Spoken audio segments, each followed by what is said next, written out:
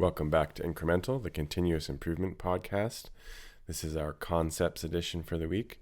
I'm Devin Bedoni. And I'm Uriel Eisen. And today we're going to be talking about work in progress, how to manage that, some other experiments, failures. It seems like the big theme for today is continuous improvement. Yeah, let's see. Oh, you changed all your things. Kind of like just workflow management. I don't know. What would you say your theme is? It seems like running out of imbalance and running out of work at certain stations or not keeping up at certain stations is maybe a theme for both of us today. Yeah, I guess so. Yeah, with a couple other things interspersed. Yeah. A good quote for the episode here. Material will be flowing while changing shape, all at the speed we can sell the product. All else is waste. From Mitsuru Kawai. He a Toyota person? Yes. Yeah. One of their famous plant managers, he worked his way from the bottom all the way to the top, which at Toyota is not impressive because that's what they try to do. I mean, it still is not very many people because not many people there's fewer at the top. Yeah. But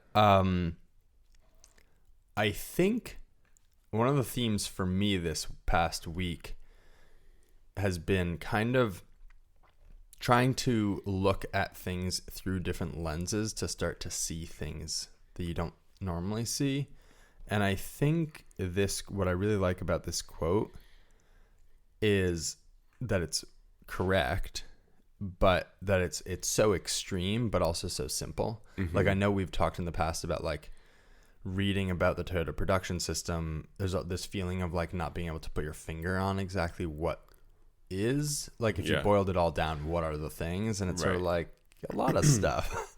I mean, I think at this point I do have a pretty good handle on the basics, but just having like a true North Star, like this is it, right? And there might be good reasons currently that batching work makes sense and that all this other stuff makes sense. Right. But you should understand that everything that isn't this is waste, and you're amortizing your waste instead of solving, eliminating the waste. Mm-hmm. And that's typical. Right. Everything is in service to that goal, the goal expressed in that quote. Yeah. And I think when you lose sight of that, you start to solve local problems kind of, mm-hmm. and you start to optimize local problems. And even if they're not completely local to one station, I mean, even like in your example, I think it's a perfect example because mm-hmm. it's not going to, like you don't have the power to change it.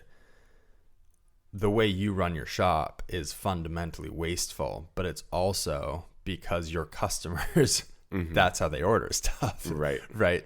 If everyone could change that, everyone would be more efficient after a lot of trial and error, but it's not how people do it. So mm-hmm. if you made that change, it would probably be very problematic. If I did internally, without having it flow through the customer. Yeah, and it's interesting to think about from a relationship standpoint, what would be required for that to happen? Because in job shop, contract manufacturing scenarios, we talked about the relationships taking a long time to cultivate. Simultaneously, they're still fairly tenuous sometimes, and it's like we have sort of an understanding, but there's no commitments. And it's kind of like the understanding being like that I'll produce good parts. Yeah. And, that sending me work. They'll keep sending me work when it makes sense. It's kind of like manufacturer with benefits or something. I mean, there's no commitment involved. Right. And I think in order for the types of production to happen that is expressed in that quote, you have to have a very explicit and well understood relationship. Yeah, and if you read about how Toyota deals with their suppliers, Yeah. it is It is extremely, extremely well defined. Yeah. To the point of like cost reduction per month or per year, and how the benefits of that cost reduction get split between Toyota and their supplier and all that. Yeah. Yeah. And it's like you have to dedicate a lot of work to putting the systems in place to efficiently produce on that kind of on a just-in-time basis. And yet, I think even so, like sitting across the table from you over the past whatever doing this podcast, like there is also a lot of room to move toward that internally of how machines are programmed, how stock is cut, how material is ordered, right? Yeah. And it's just interesting. I think in our shop, like it's just very easy to lose sight of that and to start looking at a thing, looking at a problem, and just seeing that a larger batch size would be easier, would be more efficient. It's very odd. It's like it feels like the natural tendency is the opposite. In fact, last week we talked about sewing a bit. Yeah. And how like labor, how like the cost of labor is a constraint in the world of like where sewing ends up happening.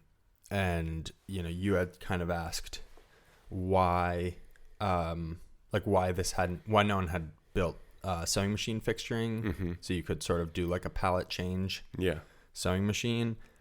And it just occurred to me, I re-listened to that episode, and it occurred to me like the insights Toyota had were very remarkable, and took a couple hundred years before they had them of producing the other way.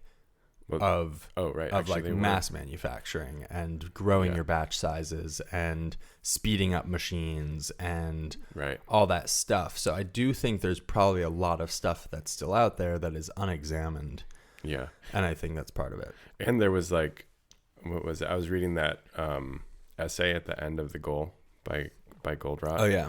I thought it was pretty awesome. Yeah, I still haven't finished it actually, but there was that reference to like the first 20 years of like TPS sort of being implemented in the world, like outside of Toyota, or in Toyota. Okay. And how the people like internally it was referred to as, what was it? It was like the awful Ono system or something like that.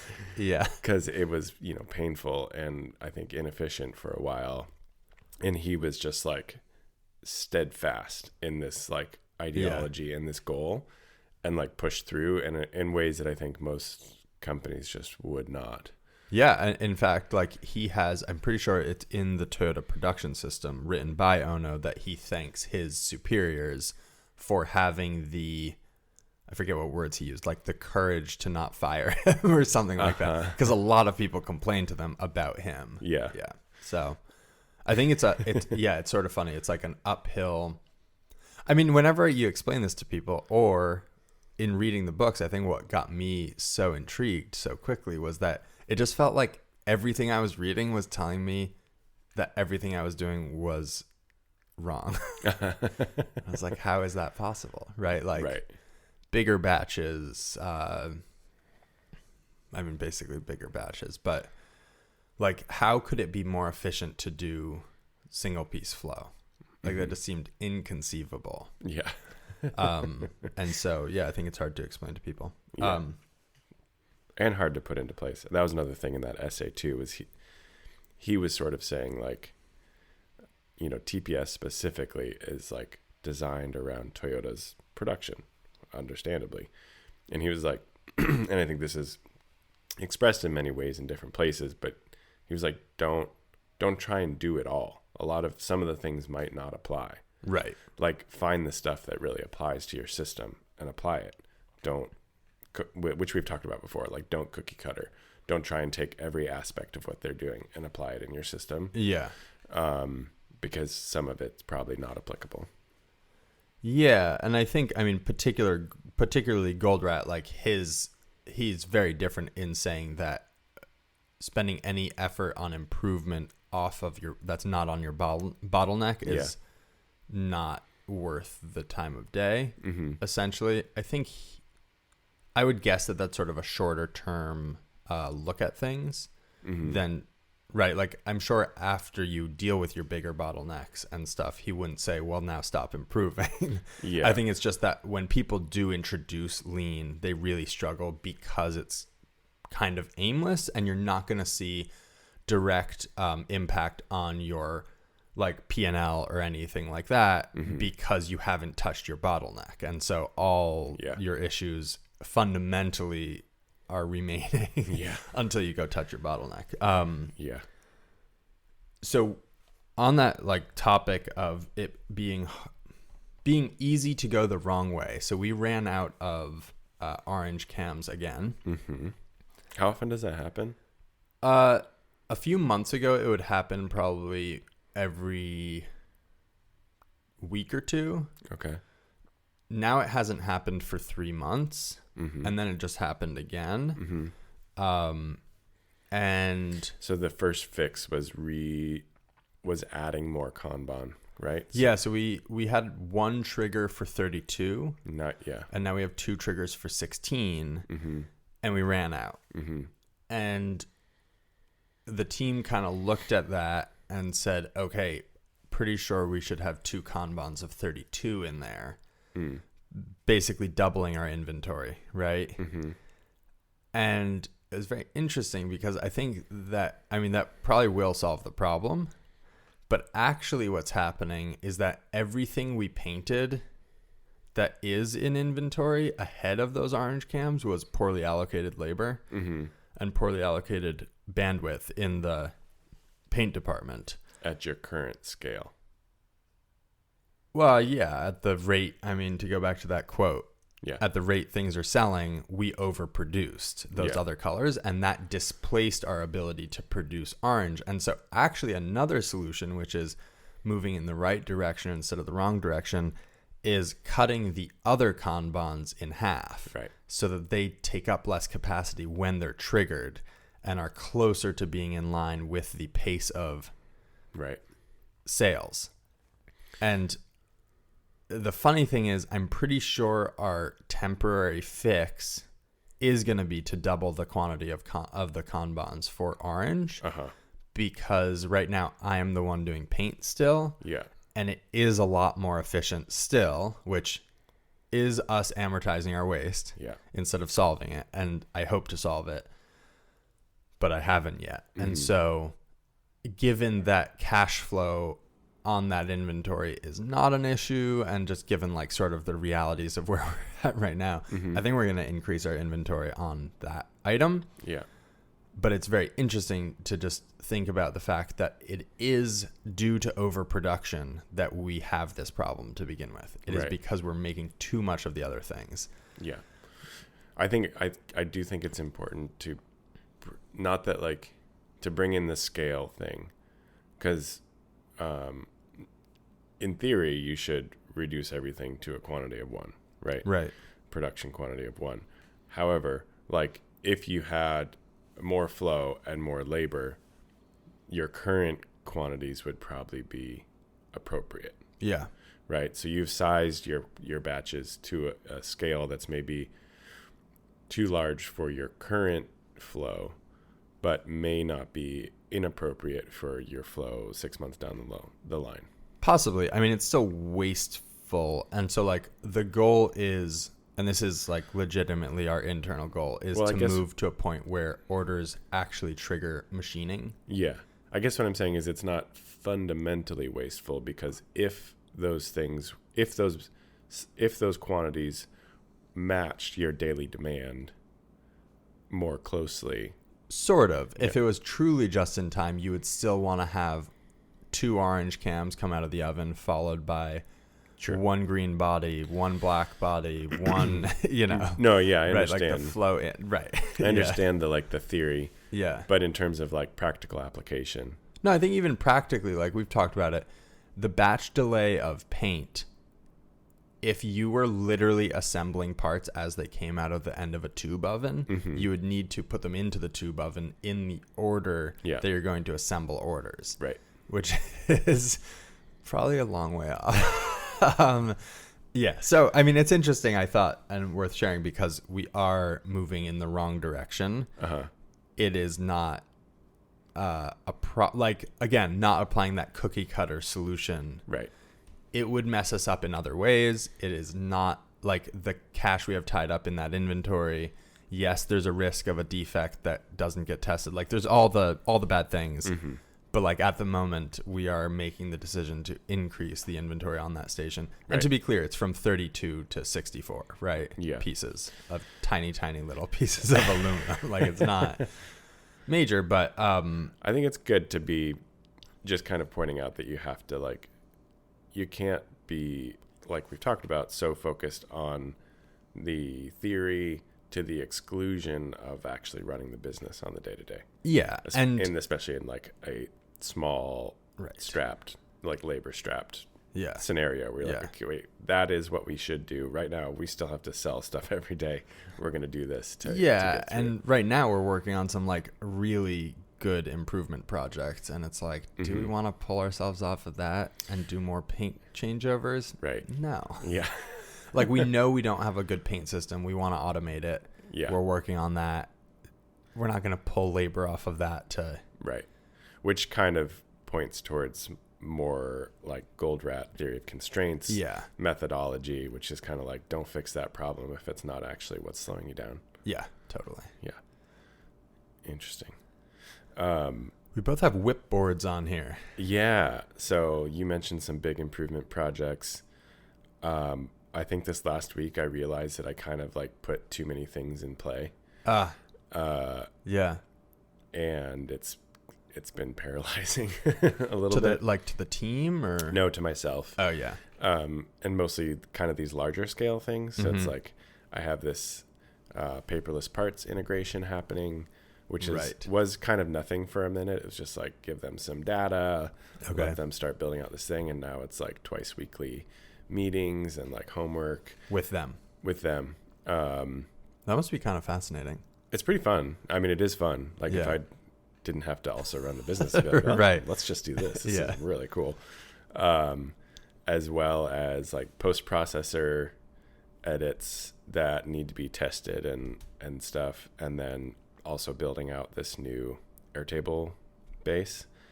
Whoa. Yeah, that's a lot of like big. They're kind of big projects. Things, and they're not. Yeah, it's like the thing is they all kind of need to move forward. Right now. Yeah. Like yesterday.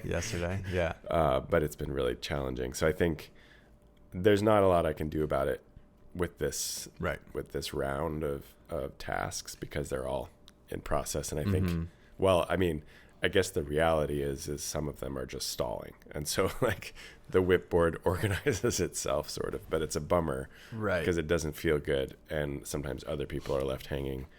And it's this big stress on internally that you've left this, dangling task. Right.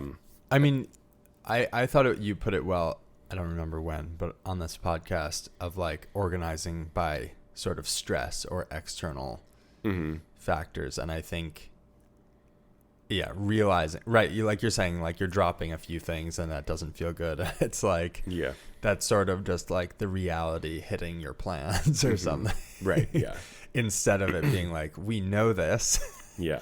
Yeah. We can plan kind of for this. It sort of is like applying, a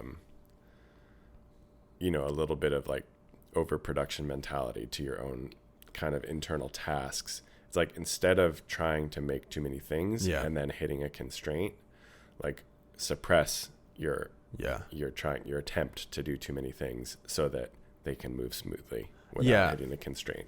I always think about like, single piece flow for the things you're working on, because similar to those orange cams, like if you look at the shelf in the inventory example of buckle parts that are not orange cams, they represent like man hours, materials, money that was poorly allocated. Similarly, I always think about like half done projects. You've invested all the time, but getting none of the benefits out. And if you solely focus on one thing at a time, the number of like days that your labor is tied up in a project that isn't benefiting the company goes way down. Yeah.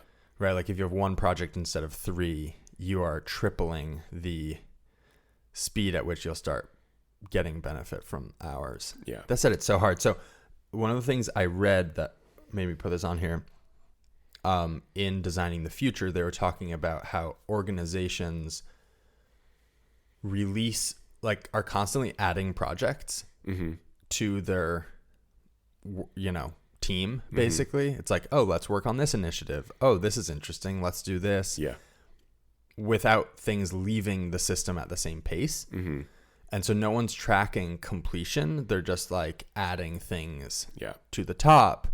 And if you think about it, that inherently means that some things get time into them and then just sit and never get completed because for whatever reason. I mean, some of them are good reasons, right? Like, oh, we learned it wasn't actually as good as we initially thought, whatever the thing is. And but it's not explicit, and so you can't actually learn in a funny way. And so I was sort of brought me back to the WIP board of like, that's such a good point, and I feel like I do that with my life too, and it adds a lot of stress because I don't think, like, as a semi-responsible person, I don't think I typically just like totally forget about things I said I'd do, right? So it's sort of hanging over your head for like a couple weeks, and finally you're like, okay, realistically, it's just not going to happen, and I don't think it needs to happen anymore. And, but it's not this explicit, like, it's taking up a slot on my WIP board, and I think it's not a good project, and here's the reasons, and I'm going to make a decision to physically get it off of this board. I kind of the last decade for me has been like trying to reduce the number of focuses in my life. Because I was one of those people where I'm like, I'm heavily training in martial arts, and I'm doing backcountry skiing every weekend, and I'm a mountain biker, and I'm dabbling in rock climbing and fly fishing. And like, at some point I was like, okay, I'm running a business. I think all of those except for one have to go. Interesting. And I was very unsuccessful at it. And then we had a kid, and I was like, okay, now. And then I was successful at it. That's funny. Now it's like there's one thing pretty much, and then work and family. And that's working out pretty well. I had a cool idea for the WIP board. I mean, it's not just for our application, really. It's WIP boards are not complicated. But we've been running into the same thing where we have a whiteboard where we have our morning meeting, and we've been putting up stuff to, like, things to order, things to do. And some of the things we've been trying not to cross off until we've at least come to like a temporary solution. Okay. But I was kind of thinking we have these, which everybody should go buy them. They're really cheap and useful. Oh. They're these 1x3 magnetic colored dry erase. Oh yeah. Dry erase magnets. Yep. And they're colored. And I was thinking we can just start throwing them on there, and then have a slot for each of our names, and then we can just like pull things off as it makes sense. So it's very funny. We use Trello a lot Yeah. for all sorts of things. Like right now it's sort of our CRM. And so I started using it as a WIP board and as an improvements board. Yeah. Because before we had this whiteboard and it was getting too crowded. Digital is no good. I have to say. There's like a hard constraint of like, we're out of magnets or we're out of space. That's like, okay, why don't we go through and purge? Like, why don't we cross off the ones we've done, cross off the ones that are no longer relevant, reorganize, read them all, think about them. Yeah. Same. I have a fantastic to-do list in Airtable. I still reference it. It's an easy, mostly what I use it for is like, I'm about to go to bed and I remember something that I forgot, and I can like plug something in there to check the next day. And it will be. I know it will be there. Captured. And like I have this, it's very cool, the kind of like sorting and stuff you can do in Airtable. So all these different categories, you can set priorities and person and all that. And I found that like pretty much like a flat list is what works. Yeah. And then most of it is just sits there, and it's kind of like, well, it's cool that it's recorded, I guess, but if it's actually important, you'll probably remember again. Right. And like that there is not necessarily a good way of doing it either, but I think it is a filter. Yeah. that needs to be applied. Well, I mean, I guess thinking about like going to a physical board. Yeah. It's like there's this stress of being like, well, I need to put it somewhere I might forget. Right. And it's, it's kind of like, well, if it's a real issue, Yeah. once the stuff on this physical board is cleared off, you're probably going to remember again because it's going to remind you because it's a real issue. Yeah, and in terms of having inventory, it's also interesting to see a whiteboard fill up because that means either you're not making improvements at the pace you're flagging them, and so like let's think about what that means, or let's take a day to do just all the built up improvements once a month. Yeah. And it's like, because a lot of them are tiny little things. Wait, so the idea for the WIP board is using those colored magnets. Using those colored magnets so you can easily assign them to a person. So like just that. having like a column with each of our names where we can pull from the general tasks. And it's like, I'm working on this. Yeah. I like that. Yeah. Because right now it's a little bit like put a letter next to the thing maybe, but it's just hard to look at and be like, what do I need to do? And I think there's something about seeing the stuff in sequence and the one thing that you need to look at that is really helpful. I think I might get rid of our Trello board for this and move it all back onto the whiteboard. Yeah. I mean, there is like the physical space constraints are real. Totally. But also the constraints are real. Like right. On our time. Yeah, exactly. As well. So it's kind of like, I think we have this idea that if we remove that physical constraint, all the constraints will go away, but it's not solving the problem. You're just hiding the inventory. Yeah. It's like buying a warehouse, right. A really fancy warehouse. It's portable. I can take it to bed with me. Yeah. Yeah. Yeah.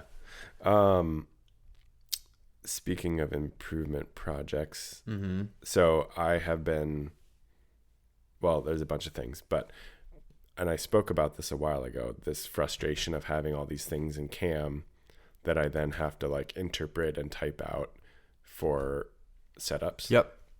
And I've been finding that to be more and more of a hang up where like the programming is done and then I had to jump onto something else. Oh, interesting. And I just didn't have the time to go and like type out this thing. And so I haven't done a lot of research yet, but some quick Googling indicates that Fusion 360 has a pretty robust setup sheet capability. Yeah. I feel like I've seen people complaining about it. Oh, really? About it not working? Maybe I'm wrong. Maybe I'm thinking about part drawings. Anyway. I have definitely heard people complain about that. Yeah, maybe it's that. Never mind. Anyhow, I think it's something I need to explore if we're going to continue on this path. This path being what? This path of like of handoffs.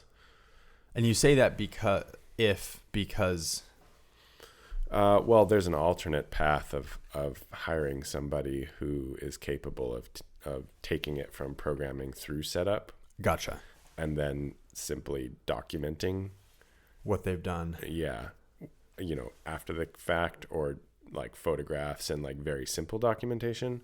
Right. Versus this like this situation where I'm like, this is everything you need to know in order to set up this job, not knowing anything else about it. Yeah, that's kind of terrifying. It's a higher lift for sure, or bigger lift. Right. And we're actually doing okay at it right now. Like if I wasn't there, there's little things that get asked every time. I was going to say that is probably the most powerful piece of that actually, is that the other one lets you off the hook in terms of capturing good information. Yeah. Oh, it's the easy way. Conversely, it lets you off the hook of having to capture good information. Yeah. But I think there is something very powerful about having to define all of that. Yeah. Like over time, it feels like that might be pretty... It's definitely the better option, and it's the more scalable option. Right. It provides more flexibility. Like there's everything about it is better aside from the fact that you have to do it. It's harder. Yeah. Which, getting back to like why this isn't done more, I think. Yeah. Another example. Yeah. Like it's a big hill to climb. Mm-hmm. But there's glory at the top. No. Supposedly. Efficiency, maybe. Yeah. Okay. Anyway, it's something I want to explore. If anybody out there has experience, it sounds like you can build your own templates for what the setup sheets look like. I'm not currently using Fusion, Right. but there's more, every day seems to be more feathers in the Fusion cap, as it were, that are encouraging me to head that direction at some point. And the setup sheets in HSM Works, which I currently use, are pretty worthless for the most interesting. part. Yeah, I would say Fusion, like I did SolidWorks for a while. I think Fusion is your biggest frustration if anyone's listening from the Fusion team. The constraints. The constraints, yeah. Like constraining assemblies. Yeah. It tries to be smart, and it's so much harder than maybe there's a good reason for it I'm not aware of, but I feel like SolidWorks you do one at a time. Yeah. Which is awesome. Yeah. Yeah, that I'm also just like nervous about. Well, for one thing, we have very bad internet service at our shop. Oh, interesting. So like anything cloud-based can be a bit of a I hang up. don't know that it runs into any like internet stuff live. Oh, yeah. I'm trying to think. I don't think it does. I think if you're offline, it just won't save your stuff. Okay. To the So it's cloud. just running natively on your computer. I'd say do a little checking on that. I'm not 100% confident. I think so. Yeah, there's that. Maybe like generative design is done offline. Okay. I don't know. The fact that you can't choose when an update happens makes me very anxious. Yeah, I had a 1 day down due to that. Yeah. Which is like, even if it's a couple hours, like Yeah. a couple hours badly timed cascades into a day very easily. Yeah. So that kind of stuff makes me anxious, but I think that's 100% valid. yeah, we'll see where it goes. It seems that HSM Works is, for all intents and purposes, sunsetting. There's been no updates since 2018. Oh, wow. And there's been some cool stuff lately. In Fusion. Yeah. Yeah, exactly. Interesting. Yeah, sometimes I think about that with regards to like making a decision now. Less about the current state of things, but more about like where I think things are going. You know what I mean? And it's like they're like Fusion, the team is growing and they're buying cool technologies, and it seems like they're really pushing hard in that. So yeah, the path looks good. The current state is like there's a lot of rocks here. yeah, that are pretty annoying. Yeah. Anyhow, sort of on that topic, I think my employee skills have increased, and their overall that's good. It's great. Yeah, their overall production has increased. Okay. And I think so. We had kind of a good balance of tasks and skills in the shop for a handful of months, and now I think we're kind of approaching this point where they're outstripping my ability to kind of like keep things going up, up to the point where they take it over. Yep. Which has been really stressful I could see that for the last week. Interesting. So I'm trying to figure out how to tackle that. I think some maybe cross training is in order.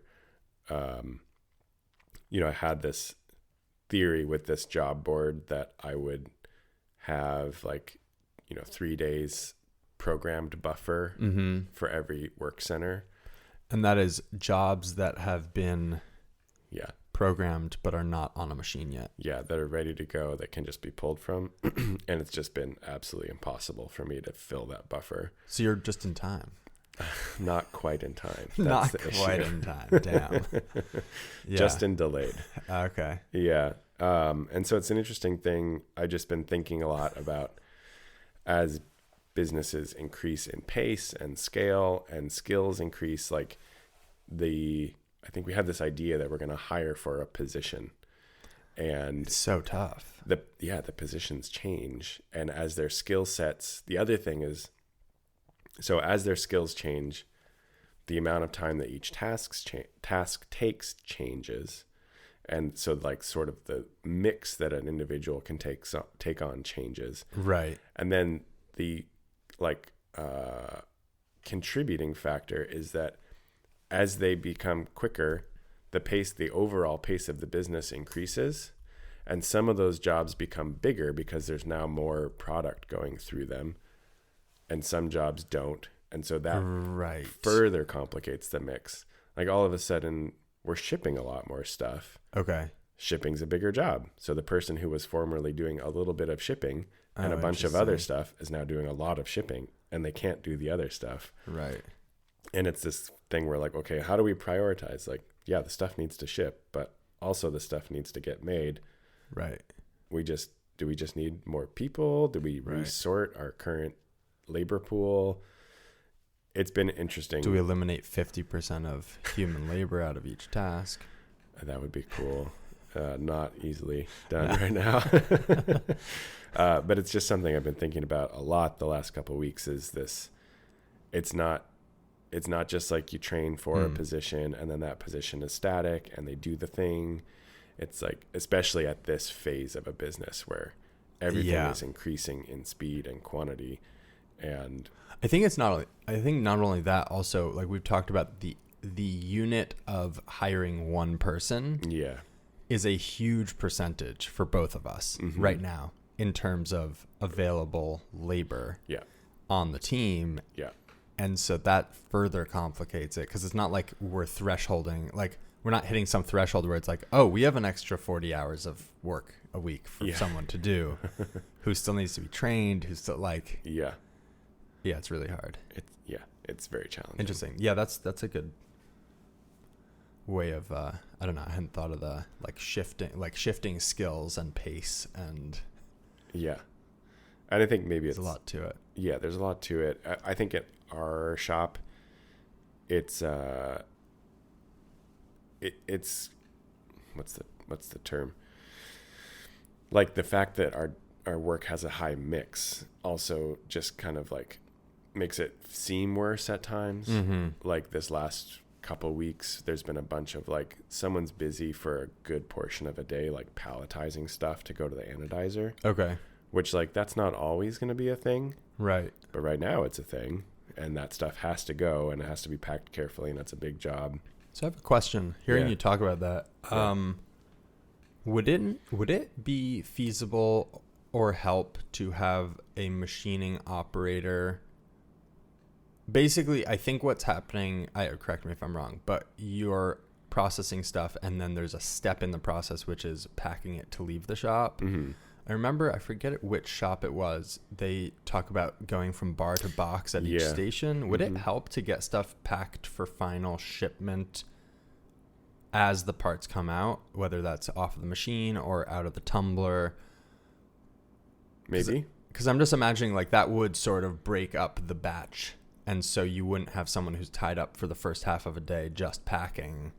It would sort of be distributed appropriately on the jobs. I don't know. Anyway. In theory, it makes sense. I think there's really serious spatial constraints. Yeah.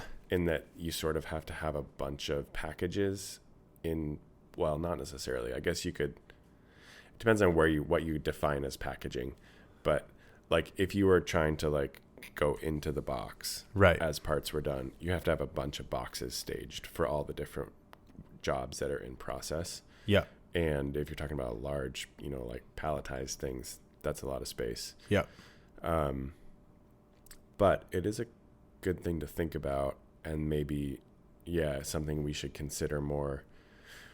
Like I've seen companies have like a little rolling cart that holds one box up at an angle so that parts don't so they're biased toward one corner. So they don't ding and bang around. Well, if it's flat and you're standing things up on end or something, then they'll fall. Yeah.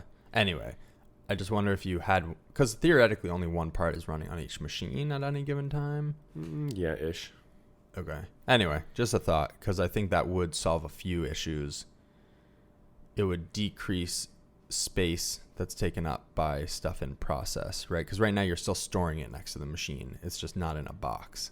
It's on a tray, which has its conveniences. Yes. Like you're optimized for trays. We're optimized. I mean, you could put a box on a tray. True. Anyway, any amount of that labor that you could push right to the machine, like if each one goes in a plastic bag before it gets boxed, you could even just bag them onto the trays. Yeah. And that would take labor out of the boxing. Anyway, I don't know. No, it's a good thing to think about. Yeah. I like it. An interesting, this is a very short little thing. I designed an assembly fixture for the 1-inch cam buckle. 3D printing is awesome. It works very well. And it was a big step toward automation because it has a static spring injector, which is a whole separate thing, so we can feed them from a vibratory bowl. Yeah. So that all works. We haven't tested the vibratory bowl yet. But what I wanted to say is that I was talking about adding pneumatics to it as the next step. Uh-huh. So all the actuation is pneumatic, and someone made the comment that we'll lose, like, that it takes feel. Mm-hmm. And I remember reading, I forget which book, by Shigeo Shingo, talking about anytime someone talks about feel, it's a problem. And I was like, right, here is the problem. Because it just means that you don't understand all the factors, basically. You haven't quantified them and made them like settings. Yeah. And so I just thought it was a useful filter. Yeah. To look at things through, like, does this take feel? And if it does take feel, it's probably worth sitting there and staring at it to figure out all the factors. Yeah. And, like, how do we set this one, this one, this one, and this one? Right. Do the bubble thing. Oh, yeah. Yeah, right. There's air and there's film.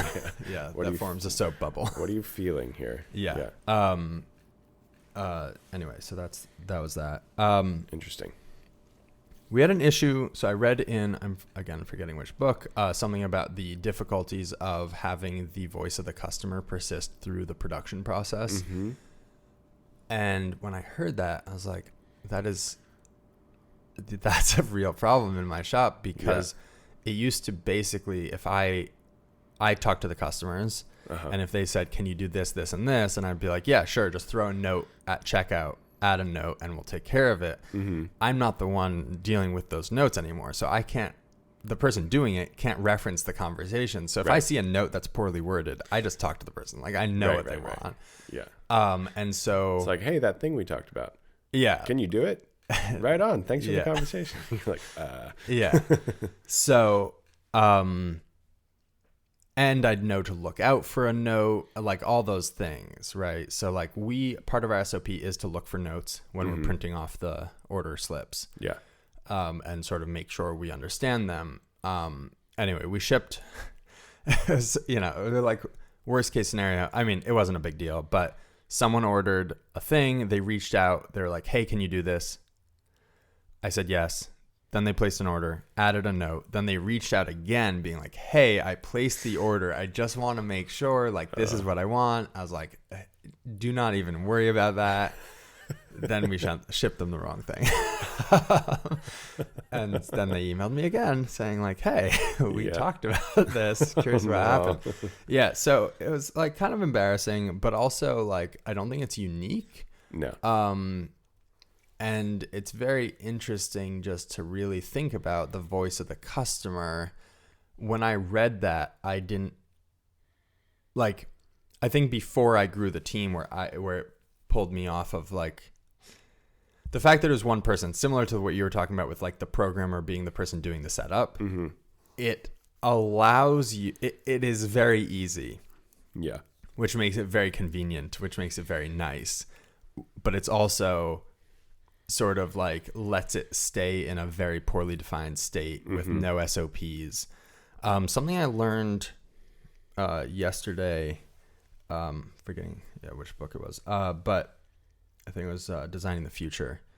They were talking about how Japanese companies, one of the things that put them at a substantial advantage through the 80s was their ability to, their higher abilities at organizational learning versus individual learning. Yeah. And that in the US we sort of emphasize individual learning, but the difference is converting individual learning to basically updating processes and systems in a company that are explicit.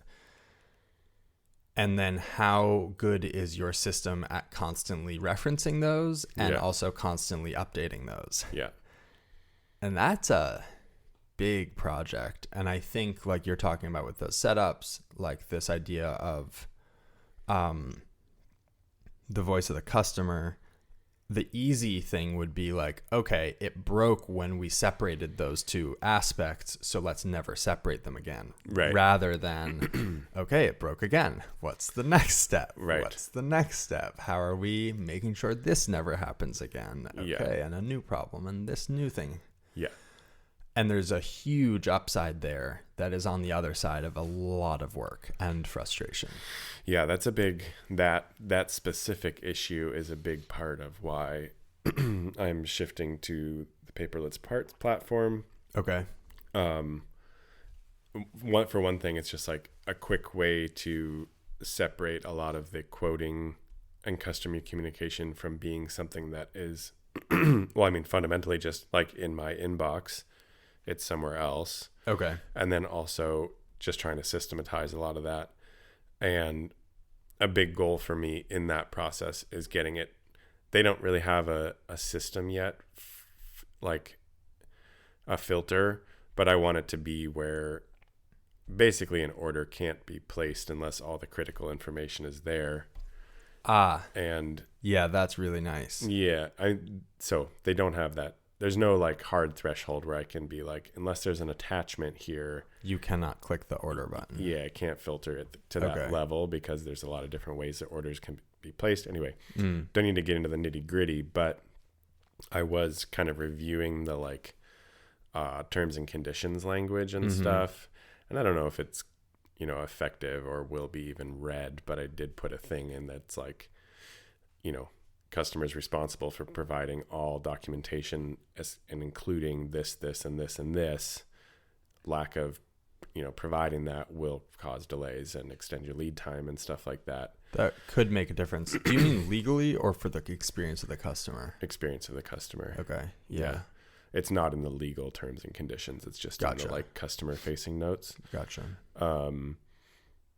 'Cause in a perfect world, we get all the information we need when the order is placed and we don't have to talk to them. Right.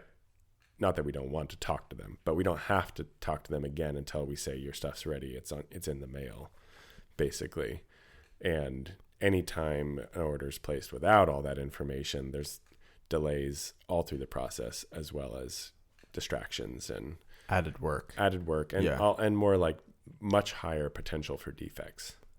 Yes. Because there's a decent chance that you have gotten through a part of the process and then realized that it wasn't defined. Yeah. And then might need rework. Yeah. Yeah. Even like not having a complete print with tolerancing. Yeah. And then they're like, and you program it, and then they're like, oh, by the way, this hole is like super critical. Yeah. And you're like, oh, it needs to be reamed or whatever. And I already programmed it. Now I have to. Exactly.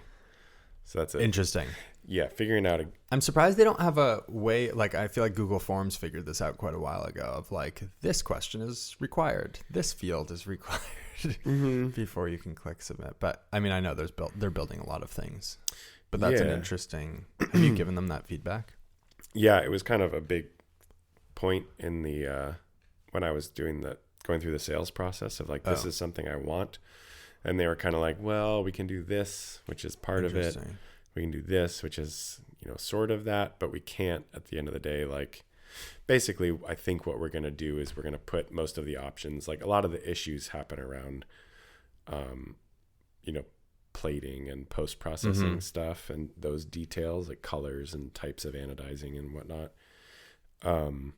If we make those like selectable options in the sales part, like that will help a lot.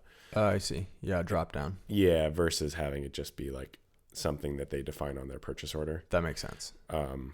But if someone doesn't, communicate that, and then, there's still lots of holes. Sure. Where it cannot be. Well, it sounds like it's moving in the right direction, so that's something. Definitely moving in the right direction. Yeah. Yeah. Absolutely. Nice.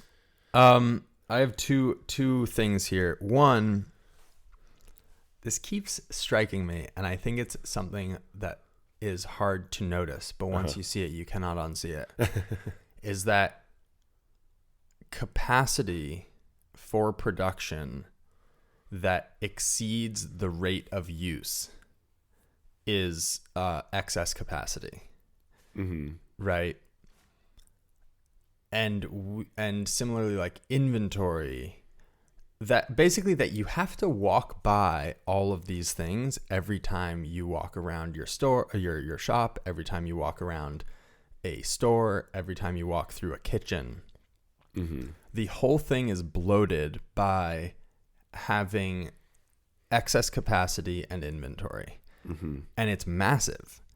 Like every trip you take from the shipping department to the whatever, if not planned super carefully, you're walking by racks of parts, you're walking by a stack of material, you're walking by a machine that is large because it needs to be able to take a large item that you're not really doing right now, or it needs to be able, it's a really fast machine, it's a really whatever it is, right? Like you're walking by it every time. And so I just think about like a kitchen. I was talking to someone about sort of kitchens, and kitchens are super inefficient, partially because of our, like the human desire to sit down at a table with everyone else, right? That's a huge batch. And so you could get massive efficiencies, but like no one wants that. We're all automatons. Yeah, I mean, like if you just served food at a lower quantity over a larger period of time, theoretically, right? But I think what's interesting is that suddenly we want to have plates enough for a dinner party of 15 people or whatever, right? So now our cabinet for holding those plates takes up a lot more space in our kitchen, which we walk by every time we go from the sink to the stove. Or, I mean, if it's not a well-designed kitchen, right? Yeah. And all of these things, I think they're pretty invisible. I think they're hard to see. And this is like partially where leveling production comes in. If you have a few, let's say you have if you have your shops designed for peak capacity on a particular product, that might mean having more than one of something, like more than one CNC mill, for example, right? More than one, whatever it is. And that's because you need that capacity at peak. And so, but it's taking up a huge amount of space. And I think that that's hard to remember that you're walking by it every time. A big piece of single piece, like one aspect of the efficiencies from single piece flow is literally all of that. Is like, if you look at a tour of like a cabinet shop, most production facilities are 40 to 70% of their floor space is taken up by WIP, work in process, right? And but that not only means, like, it's not just an intellectual bummer that it's like cash and human hours tied up in it. It also means that all of your employees and yourself are walking by that every time. So you're walking 40 to 70% more per day. All of the things that go from department A to department B have to travel 40 to 70% further.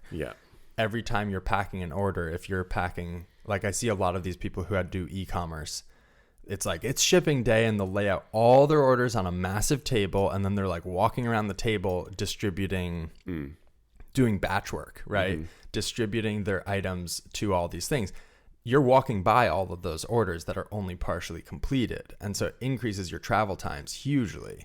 And like one of the things, anyway, so it's just really interesting. It's like you have to walk by your work in process and you have to walk by your excess capacity. And so if you can shrink a cell by running it 8 hours a day instead of running it for an hour every, or like, you know, whatever it is, right? An hour, 8 hours a day instead of running a much larger capacity machine only once a week. Like, can you buy a much smaller machine that you don't have to walk by every day, that you don't have to pay rent on that floor space? Anyway, that's enough of that. But I'm kind of curious how that falls into, you know, Goldrat is talking about how most successful manufacturing plants have excess capacity. And I think, is that just trying to kind of comprehend the balance here? I think that's to handle the catch-ups, right? From whenever there's issues in process, like you need to have some capacity to handle an issue and then catching back up to the rate of flow, right? But not so much that things are just sitting all the time. And I think what I'm saying is like theoretical, but only partially. Like I think starting to see that that's a reality is very helpful in shrinking your plant, in making it appropriate capacity, maybe is a better term. and understanding the sacrifice, right, that you're making, because I think it's really hidden. I mean, we've talked about this, like, how do you can't grow, you can't be a growing company and not have excess capacity in a funny way, because it's like either you're telling customers no, or you buy another machine, which gets you way too much capacity.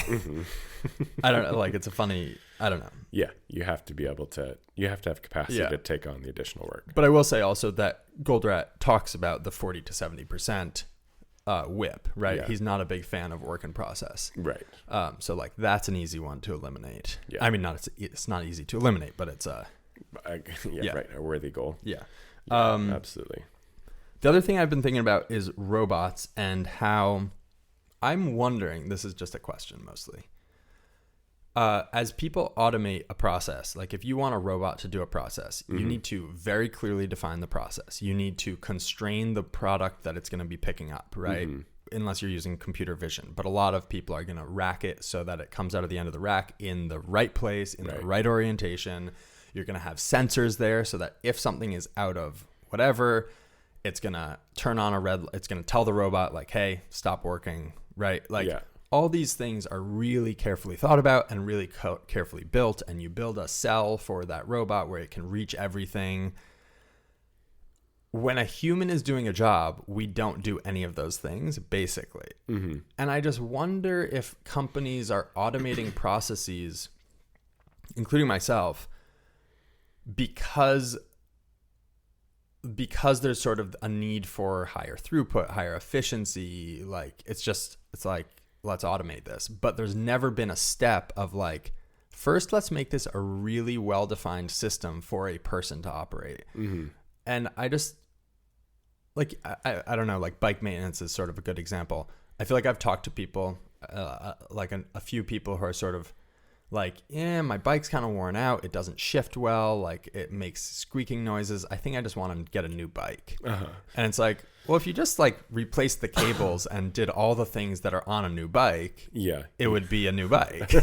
And I wonder sometimes if people abdicate sort of, because humans are so good.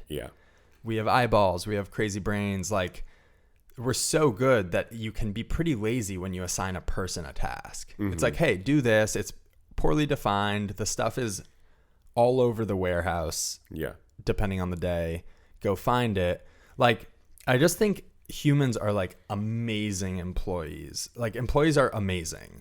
And robots are kind of trash, but we don't give humans like the best shot at being super productive, at being super efficient. Like people talk about robots don't make mistakes, and it's like, that's true, but you've also spent a huge amount of time mistake proofing stations. And I know at Toyota, they do that, right? They make fixtures that check certain features, like for people. Like I saw someone made a welding jig, and they added a note to the welding jig that was like, check this feature. And that's awesome. That's better than having no documentation. But if it was a robot, you can't write it a note. You have to add a sensor. And then when a person keeps making a mistake, I wonder if sometimes people aren't like, hey, let's add a sensor and keep it a person. It's sort of like, okay, there's too many mistakes. Let's just get a robot to do this. And it just feels like a mistake from a flexibility standpoint, but also a mistake from a prototyping standpoint, because if you can get a process closer and closer to being really well designed, automating it is going to be really trivial at the end of the day, instead of spending a huge amount of money to design a whole cell and then realizing it could be slightly different, but you've already invested all this time. So like, it seems like the right way to move regardless of the end state. Either you're going to gain a lot of efficiency, decrease rejects, decrease quality issues, or you're going to be approaching getting a robot implemented successfully. I think there's a medium ground. I think if your intention is to automate, like absolutely go the whole nine with a human prior. Like I think that makes total sense. If your intention is not to automate, I think there's probably a middle ground where like going the whole 9 is maybe you might get to a point where you're not going to get payout for the investment because you're doing sort of redundant work where it's like there's probably a lot of things that are helpful for a human that would also be helpful for a robotic cell. And then there's probably also other things that are like just completely unnecessary for a human that would be necessary in a robotic cell. Like what? I'm trying to think of like, I don't know, like a check that is very straightforward, like completely intuitive for a person that requires a sensor and a whole circuit for a robot. I don't think so, only because, I mean, for sure there's a middle ground that is appropriate if you're not planning on automating, for sure. But I know that like Toyota puts a large emphasis on like there's a few stages of there's a few methods of poka-yoke. Yeah. Right? There's mistake proofing where it checks a thing. There's where it could turn on like a blinking red light to say, hey, this is not right. Yeah. Or there's mistake proofing where you literally can't activate the machine until the thing is right. But in all cases, they put a lot of energy into mistake proofing. Yeah. Such that a person doesn't need to read a label and go like, is this correct? I guess what I'm saying is like the poka-yoke, like effective poka-yoke when there's an operator involved is probably a lot less involved than effective poka-yoke when there's a robot involved. Like you can probably, because like we have such good, like maybe that simple, like maybe you have a single check that's like sets off a light or whatever. And a person can, you know, at that point be like very capable of changing up the whole system, you know, taking that part out, doing the next thing. Whereas if it was with a robot, it might be like, oh yeah, we had that simple check. And then there's this whole huge chain of events that has to happen. And I think it like delineating at what point those things are helpful with or necessary with a robotic cell versus a human is important. Like you don't necessarily have to go through the whole thing. I think so. Just from an investment, a return on investment standpoint. No, the point stands for sure. But I think like just the expression "just because you can" doesn't mean you should comes to mind with like just because humans have like amazing everything doesn't mean you should leverage it on every cell. So we had to cut early in the pandemic. We made a bunch of face shields. I had to cut something like 5,000 pieces of elastic quickly. So I made a station where it had like a spool and a hot knife, and I put a mark where I had to cut it. And then I read something I did a Thurblick analysis on it, and instead of a line, I put a hard stop. Yes, a line is totally sufficient for a human, but it decreased the time something like 30%. Because I didn't have to move my eyes and look. And then also, I forget who did the research, but basically like the precision of a target has an exponential effect on the transit time, basically. So like if you're trying to put a very precise, like if you're trying to place something very precisely, you slow down a lot as you approach it. And so that precision, like the precision has basically a, you know, exponential effect on time. Similarly, moving your eyes takes time. Like, I don't know. Anyway, it's just a thought. Like, I think people might be throwing out the baby with the bathwater. The baby in this point is human labor. The bathwater being like a bad process. And then it's like, okay, we'll get a fancy machine to do it. And it's like, anyway. No, I get you. I just think also always important to think about what you're investing. Certainly. Both time and it's like coming back to like a Toyota production line, like they're turning out a car every 56 seconds or whatever it is, and there's massive downside to any small delays. So the investment absolutely makes sense there. Whereas not that it doesn't theoretically make sense in businesses of our scale, but you just have to be really calculated about where you're putting that investment. For sure. And is it a bottleneck? Yeah, exactly. Cool. Well, we have run over once again. As usual. Like, is this the point at which we just change our goal? Could be. Anyway, I am Uriel Eisen. You can find me on Instagram at austere_manufacturing. I am Devin Bedoni. You can find me at lichen_MFG on Instagram. And the podcast at Incremental CI. Thanks for tagging us and posting. Lots of fun to see what people are up to. Also, any and all feedback on each episode is awesome. Really appreciate people reaching out with their experiences and thoughts. Indeed. I feel like neither of us are really, I don't know, I don't consider myself an expert by any means. And it's really cool to hear people who have, I mean, there's so much experience out there. And so really appreciate when people share that with us. Yeah. Thank y'all. We'll talk to you in a few days.